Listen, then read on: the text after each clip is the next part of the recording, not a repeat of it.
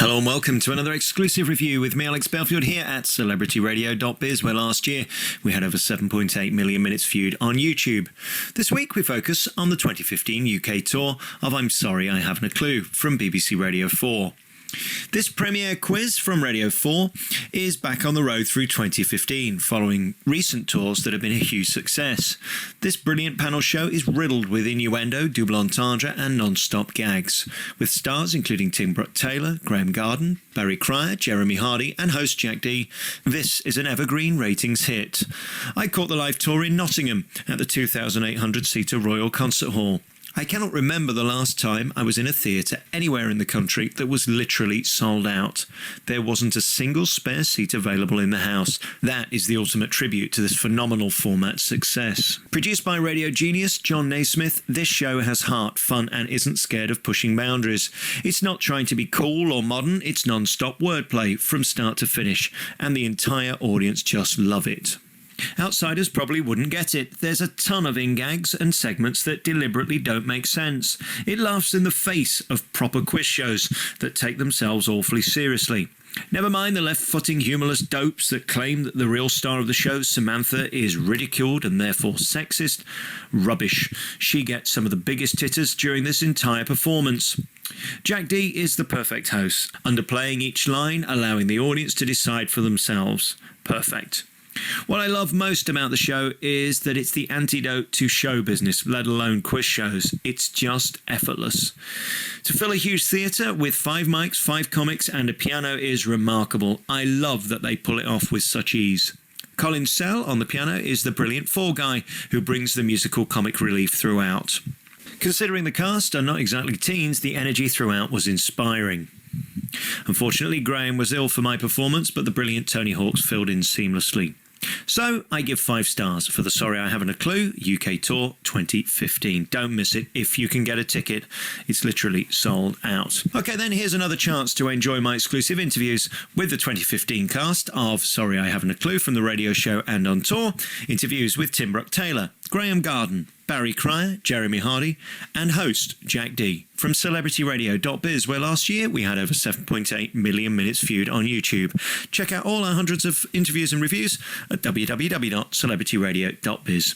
Ta-da! Hello and welcome to an exclusive hour-long programme with me, Alex Belfield, talking to the stars of one of my favourite comedies. But it's on the radio, which is the best place to entertain, and here's a man who's been doing it for something like 3,000 years. Barry Cryer, how are you? 3,000, less VAT, yes.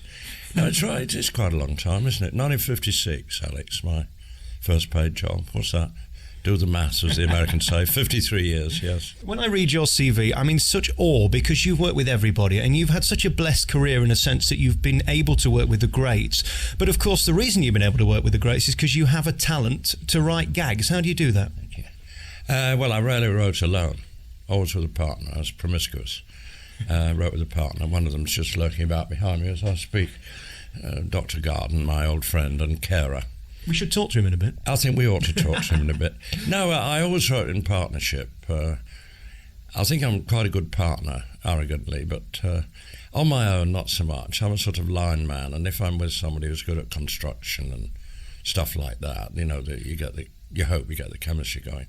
There's a great old writer's joke, which is the writer trying to think of the right word to put in the script, the right word in the right place, and he sits there trying to think of the right word for 2 weeks, and then he thinks, fortnight, that's it. So what are you saying then? You're not that funny, you're funny to a point, and then somebody makes you funnier? No, you said that, Alex. I'm fascinated, I'll write that down. No, I'm a practicing catalyst, I think. And of course, we're on the road at the moment with I'm Sorry I Haven't a Clue, which is just this thing, this beast that everybody seems to be on the same page with. They're waiting for certain things, and you come on and you seem to steal it so easily with your ad-libs. Steal it? No, I don't steal it. Shut up, he's behind me, for God's sake. No, it's teamwork. You bounce off each other. It's a joy. You seem like you enjoy it. I'm sure being on the road isn't as exciting as actually doing the show. Well, it's enjoyable in a different way. The radio show is good because you're doing a fresh show each and every time, but that can be edited and you can stop and start. And this is the real live thing, but they're in front of you doing it, which is the root of our business anyway. which is good. You know, no editing, no canned laughter. They're there. They'll tell you. What is it like being the guy in the UK when anybody needs a quote about another comedian, they come to you? Being old. The upside of being old. If you're a survivor, I've lost quite a few friends through the years. I suppose there's a lot of my contemporaries still around, writers. But because I perform as well, I suppose people know me a bit better than them. But there's a lot of good writers about. The sad thing about the business is that at a certain age, the young producers either have never heard of them or think, oh no, they can't cut it anymore. You know, as if they stop being funny at some point. No, it's not good. What do you need? Do you need a great line or do you need a great comedian? Because one can't really work without the other, can it? No, you need both, hopefully. I mean, if you wrote something that you knew Eric and Ernie were going to do, and they accepted it, you knew it was going to be done immaculately and brilliantly, you know. And people often say to me and others, isn't it frustrating being a writer? I said, no, I couldn't be then. 100 years, you know. I was the backroom boy. That's what you did. That was your job. I don't want to be too morose, but you're good at eulogies and saying nice things about people when they've passed. What do you want them to say about you? He hasn't gone, has he? That would be the best thing, wouldn't it? Oh, yes. Of all the people you've worked with, and I know I've asked you this question before, and forgive me. Not single out one, what? No, but who was the most joyous to write for? Who delivered your material the best? Oh, there wasn't just one. One of the happiest periods was writing shows for Kenny Everett, who wasn't a comedian, he was Kenny Everett. And he was up for anything. A good comedian can read a script, and then he or she will say, oh, that's funny, but it's not me, because they have a obviously preconceived idea of what they do. Everett was up for anything. And I wrote those shows with, sadly, the late Ray Cameron, who was the father of Mike McIntyre, who's doing quite well now. What do you think is his big success? I notice he's doing 5 nights here at an arena, which is 9,000 seats. There's nobody doing that kind of business, and he seems to have come from nowhere. Well, nobody comes from nowhere, but he has had an enormously swift rise. It's 2 or 3 years it's all happened in. There's a punchline in there somewhere, isn't there? Somewhere in there, yes. We'll forage about and find it later. Give it an hour or two till the show. Do you get nervous before a show now? Are you excited? How do you feel? I don't call it nerves anymore. I call it creative apprehension. It's a pleasant feeling. It's like adrenaline. It's like a runner waiting for the gun. Come on, let's do it. No, it's not unpleasant at all. If you don't feel anything, you shouldn't be doing it. And of course, you've got this new book out now. Tell us about that. The book is called Butterfly Brain. And it sounds like nepotism, but we went through various adventures. I said, I haven't got another book in me. I've done a couple to the publisher. And he said, I'll get you a ghost to work with. And it worked out that the finest ghost was our youngest son, Bob, who's done audiobooks and things. And, of course, working with your own son is very strange and interesting. He said an interesting thing to me, Alex, at one point. He said, Dad, you've been a ghost for years, writing for comics. Congratulations on being you. It's such an honour to meet you finally. We've been talking for years and years, but never face-to-face. How is it finally meeting me? It's just better than I ever expected, Alex. I'm just overwhelmed. Congratulations on everything. The new book's in your stores now. And good luck with the show tonight. I'm sorry I haven't a clue. We're here today doing an exclusive hour-long programme. We're going to talk to all the team. We're going to talk to Jack Dee at the end. And coming up next, we're going to talk to Graeme Garden, who's lurking. He's lurking. Welcome back to Sorry I Haven't a Clue, which is the big quiz that everybody loves on Radio 4, and it's got several big stars, and of course the biggest of them all is Graeme Garden. I'm going to say that to everybody, by the way. I thought you probably would, yes. Well, call them all Graeme Garden. Well, that's right, which would be a bit embarrassing. I'll tell you what I like about you on this quiz. You're odd and different and peculiar, and you've got funny, haven't you? You mean over the years I've got funny, or I've got funny somewhere lurking about my person? Yeah, probably I have. Do you enjoy it? I mean, you always seem to be the one that comes across with great warmth, and not every comedian does, like Jack Dee, we're going to talk about later. Well, no, Jack's a very warm, cuddly guy, really. I don't know if I come across with warmth. It's because I'm probably smiling a lot of the time when we do the show, and as they say, a smile is the only bit of body language you can hear. So I have a great time, and I'm smiling because I'm enjoying what everyone else is doing. The great thing about the show is when we do it on the radio, of course, it's a different show every time, and we do try not to let on to each other what we're going to be doing. So we try to surprise and entertain each other as much as anything. Doing it on the road is different. We've got a sort of fairly set formula for the show, although it does differ from night to night, and that's what the fun of it is, developing things that sort of grow as we go along, or drop out as we try 8 times to make it work and it doesn't. As far as I can see, this is more or less all your fault, this show, because you've really been here from the beginning, haven't you? It was kind of my fault. Well, it was certainly blamed on me after the first pilot we did, because what we did was, Bill Oddie and I used to be writing I'm Sorry, I'll Read That Again on the radio, which was a sketch show with John Cleese and Tim and Bill Oddie and me and David Hatch and Joe Kendall. And Bill and I didn't have time to write another series. We started working in television, and I'd been on a couple of panel games, and I thought, oh, this is good. You just get a few people and invent a game, and they write their own script, and they come along and be funny. So I thought up some really stupid games, and I thought we could get the cast of I'm Sorry, I'll Read That Again together and make this comedy panel show, which we did. And none of us had quite knew what to expect, or we hadn't really prepared for it. Well, you can't. A lot of it was ad-libbed. And it was a horrible experience, apart from the fact that David Hatch, who produced it, and I had both independently come up with the idea of Humphrey Lyttelton in the chair. I think it was great, but we all hated doing the pilot, and they all gave me a very hard time afterwards, and we all said never again.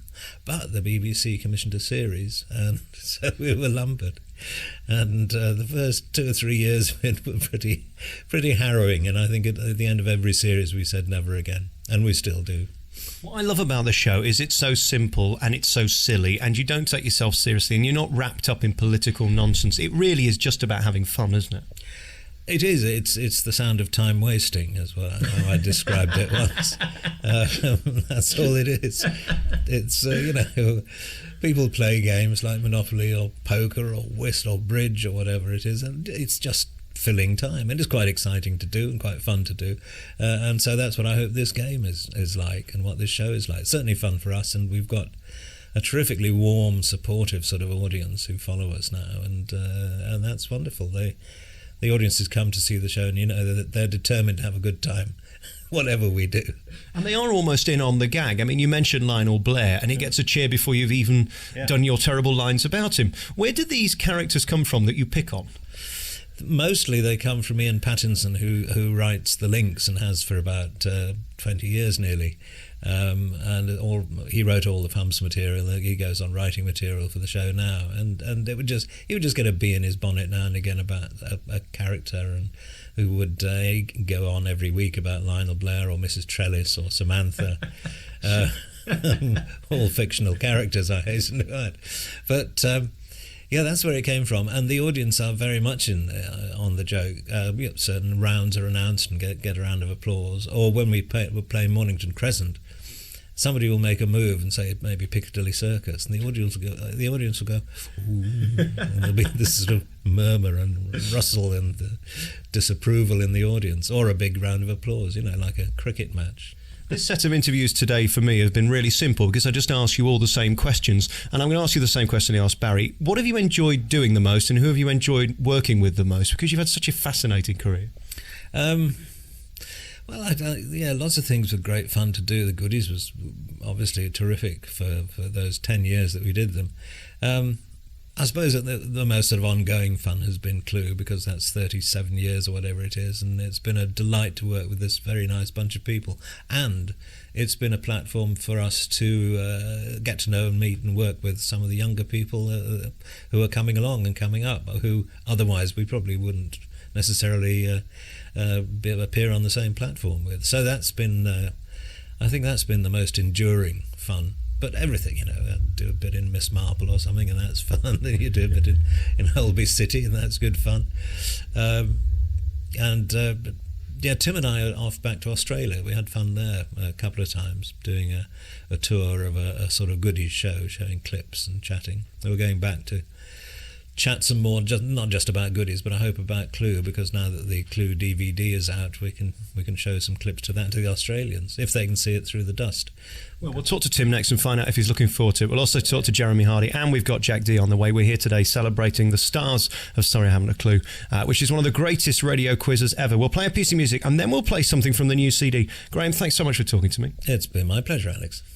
Welcome back to The Big Show. We're at I'm Sorry I Haven't a Clue today, talking to the big stars, and we've got Tim Brooke-Taylor and Jeremy Hardy, the two people that always make everybody laugh, and that's nice because there's a lot of people in the world, and you two have been picked to be part of this quiz. You must be thrilled. Well, Tim was picked about 85 years ago, so the novelty's probably worn off for him. The question I haven't asked yet is about Humph and when this whole thing changed this year. Did you worry that it should be brought back, and when it was brought back, did you feel it was okay? Well, we talked about this for a long time before, and Willie Rushton and I talked about it, and we said if Humph goes, and actually, of course, sadly Willie went first, and the thing we said is if we still wanted to do it, we'd do it. But when Humph died, we all felt, I'm not sure, but at the same time, we knew he wanted it to go on, but we thought we'd leave it for a bit because, apart from anything else, he was missing very much in our lives, and he was very much part of the show. Now, what we weren't quite sure is whether people would accept it without the great Humph, and happily they have. And it was interesting that a lot of the journalists were saying, no, you shouldn't bring it back. And then after 6 months, they're saying, actually, I think you should bring it back. So that helped. And for you, Jeremy, when you were invited to be part of the programme, I know it was a long while ago now, in the 90s, how did you feel when you were sat around these legends, and of course Humph's there, and then he's this side, and Barry's the other side? Is there any intimidation, or were you just happy to be there? It was really odd, because it was a programme that I'd listened to as a child, so it was stepping into something, it was just nice to be present, really. I didn't really, whether I said what I said didn't really matter to me. It was just nice to be sort of on the, involved and just in the room, really.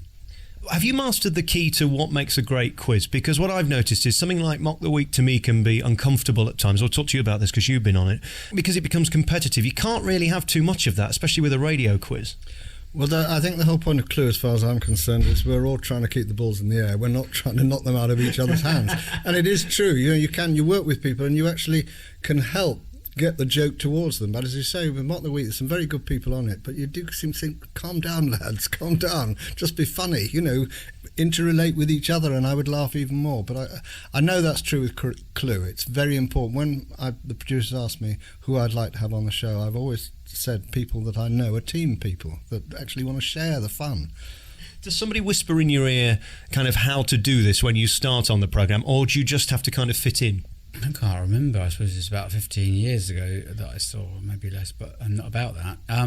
No, you just have to kind of fit in. I mean, but because because you've heard it for so many years, you kind of are very cautious anyway. It's not like starting on a new thing, which might turn into a vehicle for you. It's a question of very carefully joining a work in progress without messing it up. So that's your priority, is more not to sort of mess up what's already established than to sort of show off, really. But you can also bring extra things to it, like Jeremy brings a fine singing voice, which is very important to the programme. I'm sorry, I don't know why you're laughing, Jeremy. I'm sorry, I didn't mean to do that. I'd never really thought about my singing voice because I've never actually sung in public until I had to do. The first time I sang was, Willie was on, and I sat down and Willie said, "I smell points." And and now occasionally I sing in tune and everyone gets very upset, but I can't really tell if I'm in tune or not, and it's statistically it's inevitable. If the number of times that I sing from time to time, it's like a broken clock. It's right twice a day. Would it be fair to say you're no Andrea Bocelli? If I knew what you meant, yes. Rather delicious pasta, I think you'll find us. Yes, I could enjoy it. I'm an al dente Bocelli. And as for the show itself, when you're there in front of the audience, do we hear an edited version, or is it as it is? It is edited, yes, because we can take more risks that way. We can actually do sometimes they turn out very well, but you think, this won't work. Well, let's try it. And the audience will latch onto it, so it's worth it. It's always important to have it edited because that allows us to take more risks.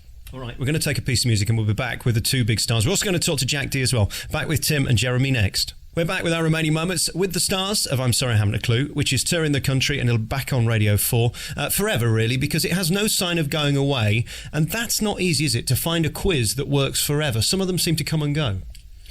Yes, I mean, it's been plundered shamelessly by other shows and it's influenced a lot of other shows.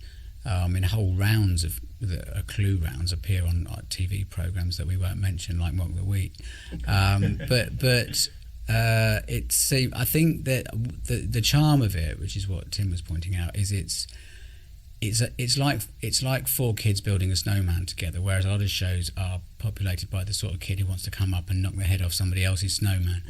And we're just very patiently, calmly trying to, and all the jokes are shared, and nobody cares who said what when or something, you know. So I think it's the affection for each other and for the show that listeners have that keeps it going.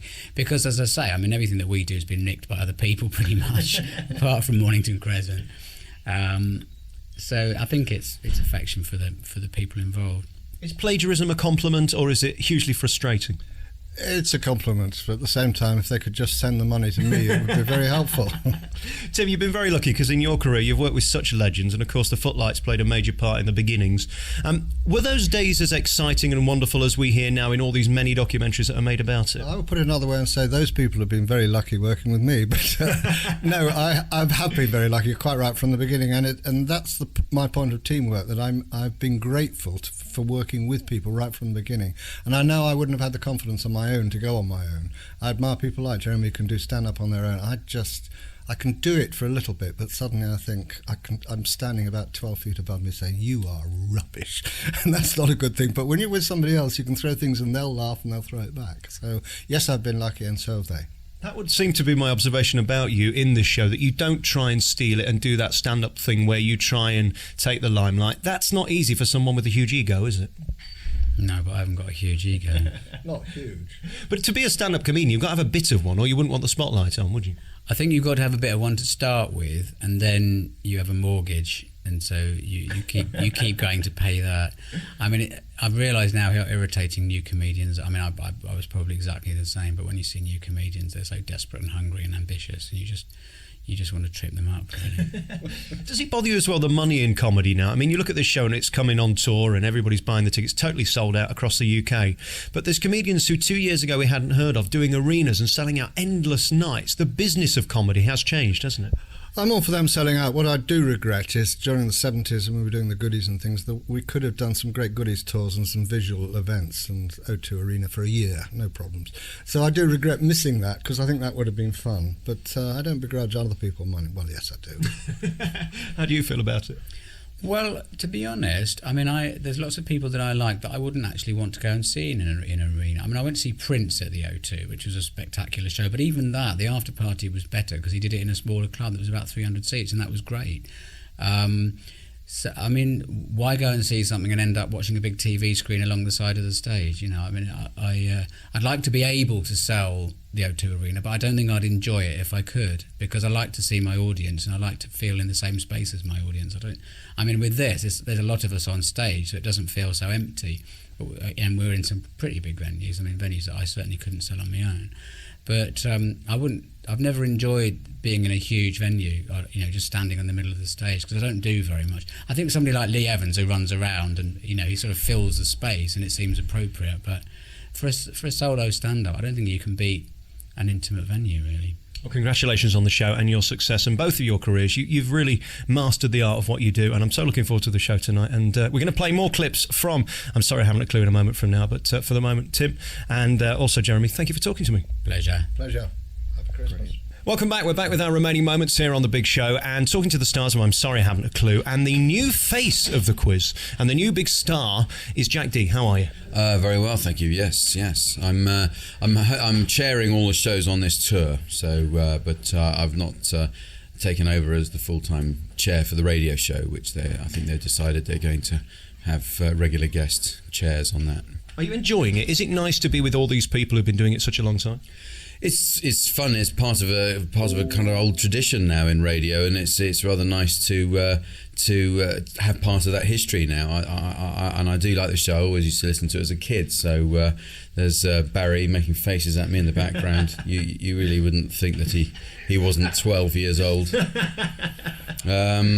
But it is. It's good. It's part comedy, part old people's home. I think you're very lucky, in a sense, to be here, because there's a million people they could choose from, and they decided on you. When the call came in, how did you feel? I'm very flattered. It's a nice show to do, and I get on very well with them all. So I was pleased that it was reciprocated. So it's nice, and I'm enjoying the tour. It's great fun to go around from town to town and do all the different stuff pertaining to the town that you're in, which is great. Seems like as well you've had a good career and you've worked it very well in a sense that we all love a character comedian, and although you are Jack Dee, you're not dressing up as someone else. You're great at this persona of Mr. Angry, which has made you famous. I noticed that slipping a bit recently. I've seen you smiling on TV, being nice on TV. People are actually warming to you. Yes, it's a worrying sign. I have to do something about it, but I've allowed a little bit of mirth into my life, and it probably isn't the right thing. It's a bad career move. Yes. I suppose we'd ought to do some business for you. We got this new book out, Thanks for Nothing. It's not a very nice title when I'm spending $12.99 on your product, is it? It's not. No, it's a sort of memoir of the first 25 years of my life. It's the story of how I got into comedy, effectively. And as I say, it's called Thanks for Nothing, and it's dedicated to me, without whom none of this would have been possible. So that's very much the tone of the book all the way through. I loved your jobs. Tell me about some of the jobs you had, because they were interesting and different, and so not Jack Dee. Yeah, I mean, I had I didn't do very well at school, so I just had to get on with making a living, and so I did hundreds of things. But I had, even from weekend jobs from the age of 14, 15, I did all kinds of work. I worked at the Wimpy in Winchester once. I got sacked after about 2 days or something because I couldn't keep up with the orders. I was a short order cooker then, and I was okay with a fried egg and a sausage, and then someone would go and order an Olympic breakfast, and then other orders would come in, and I'd get snowed under, and the guy just sacked me. And I said, "Why? What have I done?" He said, "Well, you tell me. What have you done?" "Nothing since you got here. Nothing. Get out." That was the only time really I was sacked ever. So, but after that, I worked in supermarkets, and I worked at a factory where they made artificial legs, something I write about in the book. And I've done all kinds of jobs as a courier, motorbike courier. I write about that in the book. And another one is I used to deliver incontinence pants around southwest London in a van for the NHS. I can imagine at least 10 minutes of gags if you were to bring that up in this show. It's what I really enjoyed about doing the book is I had the chance to write it in the mode of a book as well, rather than actually kind of have to make it into sort of throwaway jokes. You had to go a little bit deeper to make it a good read, because otherwise the rhythm of jokes aren't necessarily very good, and also jokes of that type don't work so well on the paper. You have to find another way of getting your laugh from the paper. So I enjoyed the process of discovering how to do that. And of course, you're the type of comedian, you don't see the funny side of life, you see the other side, which is the depressing, negative side, and then you make that funny. It's not easy, that, because it could just be depressing and boring. I think what's always appealed to me about comedically is the ordinary stuff in life. I think I've always found it very, very interesting, and I always maintain that the humans are extraordinary because they you climb mountains and then stumble on the gravel, and it's that tendency that I find very interesting, that someone literally can have deal with an enormous trauma in their life, some life-changing trauma in their life, deal with it incredibly calmly, and then flip the lid when they get a parking ticket, and so we kind of we put too much importance on the small things, but it's in a way quite a healthy way, because it helps you cope with the big stuff. But nevertheless, I find it quite funny. This thing about the ladies and you, they think you're delicious and gorgeous. What's it like being a sex symbol? Well, that's the second time someone has said this to me recently, so maybe there's something going on. Someone has said something, but I really don't monitor my profile at all on the internet or magazines, and I've never Googled my name, for instance, and I've never, when I do a lot of press interviews and stuff, I make a point of not reading them afterwards, because I don't think they're not written for me anyway. So basically for me, don't read it, measure it. And so therefore I don't want to take on board all that stuff that other people might be saying, but that I would take it as a positive thing, and that's helpful. However, I'm married, and so it's pointless. Yeah, pointless.